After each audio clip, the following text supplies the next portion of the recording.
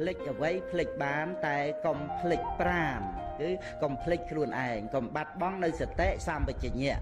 ចោលអីចោលបានតែក៏កុំបោះបង់ចោលខ្លួនឯងឲ្យទៅបំរើបាបឲ្យទៅខ្ញុំបំរើបាបអានឹងហៅថាលក់ខ្លួនខ្ញុំធ្វើបាបបានលុយលោកគ្រូ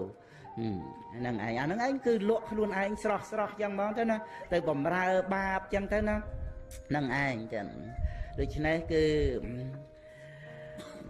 រឿងខ្លួនយើងនេះត្រូវថែរក្សាដោយសតិសម្បជញ្ញៈនឹងឯងព្រោះយើងរួមដំណើរជីវិតជាមួយនឹងខ្លួនយើងដល់តែខ្លួនយើងជាអ្នកមានទានមានសិលមានបុណ្យកុសលទៅវាទៅជាមនុស្សមានអំណោយទានមានអានិសង្សសិលទៅរូប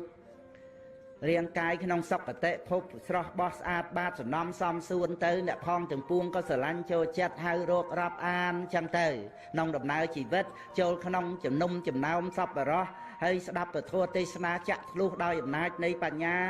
ការដែលសន្សំអភិនិហាបារមី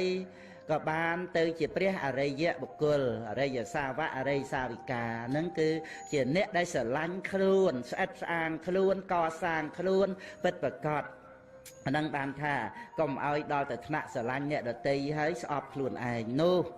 នឹងឯងអានឹងឲ្យយើងយល់ថាស្អប់ខ្លួនឯងនឹងយ៉ាងម៉េចគ្រាន់តែយើងកើតទុក្ខរស់នៅដោយសភាពជ្រុកងប់នៅដោយសេចក្តីទុក្ខសោកហ្នឹងអានឹងស្អប់ខ្លួនឯងហើយកើតទុកមកពីអីថាមកពីស្រឡាញ់គេហើយគេទៅចោលឬគេមិនស្រឡាញ់អីវិញហ្នឹងអាហ្នឹងយើងចេះតែស្រឡាញ់គេអត់ចេះស្រឡាញ់ខ្លួនឯងហើយមិននិយាយថាស្រឡាញ់ស្អីទៅជាស្អីទៅទូទៅទាំងអស់ពីព្រោះអាសេចក្តីស្រឡាញ់ហ្នឹងវាជាបច្ច័យដែលនាំឲ្យយើងបាត់បង់ស្មារតីកើតទុក្ខនឹងឯងរហូតដល់ទៅខំ